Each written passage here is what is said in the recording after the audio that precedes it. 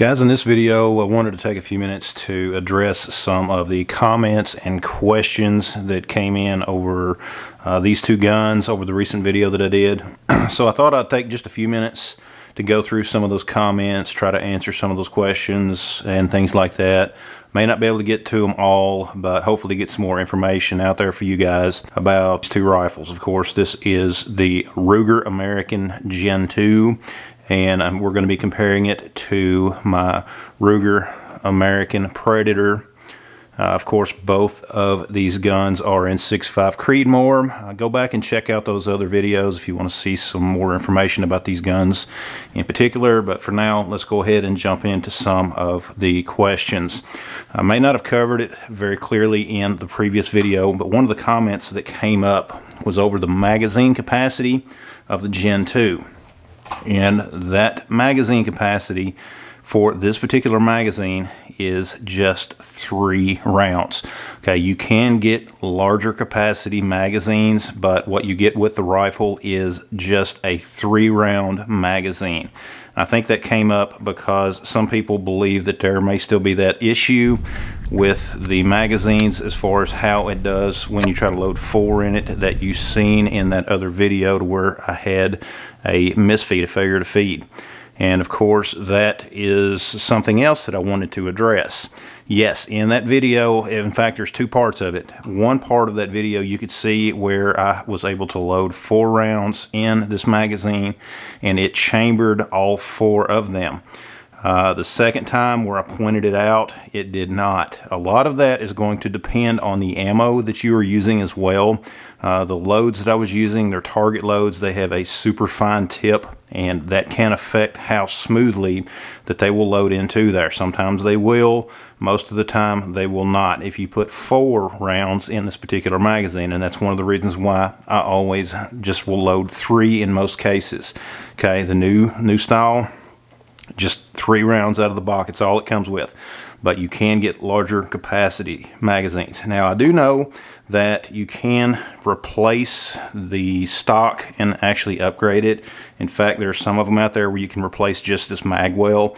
If any of you guys know where you can get one of those mag wells at, just that mag well kit, I'd love to know myself because I've been looking online and have not had any luck at finding them anywhere. So the other question that was asked was about the barrels, the differences in the barrel diameters and the length. The published length of the barrel for the Predator, the American Predator, the published length of that barrel is 22 inches. For the Gen 2, the published length of the barrel is 20 inches. Now, there's a lot of things online where people have been measuring the barrel due to the way that the muzzle brake is and coming up shorter. They're coming up at little over 18 inches, I believe, 18 3/4, something like that. And of course, you know, depending on what that crown is, you know, that is a possibility. And I know that for some folks, they may be critical of that. They may say that that is too short.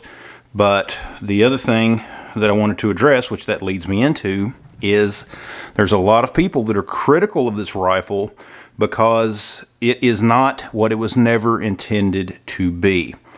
One of the things that I've seen some folks talk about was the fact that that length of barrel for the 6.5 Creedmoor, you're going to lose velocity, you're going to lose precision, and I would simply say look up the effective range of the 6.5 Creedmoor and what people have been able to do with these rifles. Will you get a little bit higher velocity out of those longer barrels? Yes.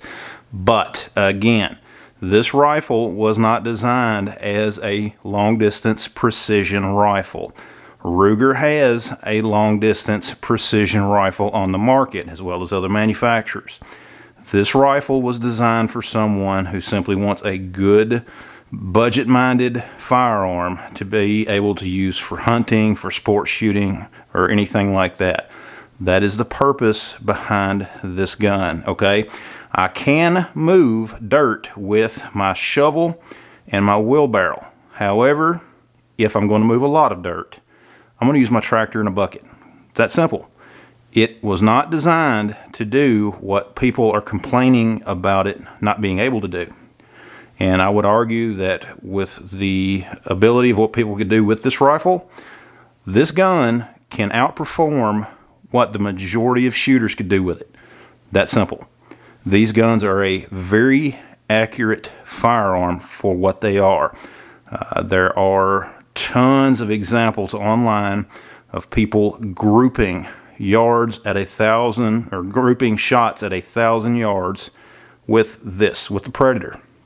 And I see no reason why the Gen 2 couldn't do the same. Now, let's jump to another point. The diameter of the barrel, with the fluting and all of that, the Predator, the barrel diameter is just slightly larger on the Gen 2, at least with my calipers. Let's just go ahead. I'm going to measure up right behind the muzzle brake on this rifle, and I'm just going to put that right in front of the camera. What is that, 0.740 or a little over 0.745, something like that. Now let's measure the Predator. And again, guys, these are my calipers. They're not the most accurate calipers on the market, and you can see the Predator, I'm showing it just slightly slimmer. Okay, so just to get that out of the way. Both guns, I'm happy with both of them. I'm glad that I have both of them. They perform for what I want them for. If I was going to go through the woods, if I was going to use one of these for hunting, they are perfect as far as the length, as far as the weight, anything like that. There again, that longer barrel, I don't need it for what I want this gun for either one of these. Okay, I have other guns that if I needed that higher velocity, that longer range, which there again, guys, most shooters are not going to be able to outshoot this gun. That's just the reality of it. I know some of y'all might not like that, but it's the truth. Okay, it's just the way that it is. These guns are accurate and they perform very well for what they were designed to do. Okay, just get that right out of the way right now. But guys, these guns are very nice in my opinion. They are very solid. This stock, the Gen 2 stock, is a little better than the stock on the Gen 1. I'll have to say, some people will still find it flimsy, and yes, some would. I can certainly see where they would say that, but it is much better than what the stock is on the Predator that I have here. You know, this stock works, but it is flimsy. But at the same time, there's folks that have taken this exact model gun, and there's videos online. There was one guy, he was shooting 1,300 yards with this gun, same caliber, same stock, that ugly green, with no problem whatsoever.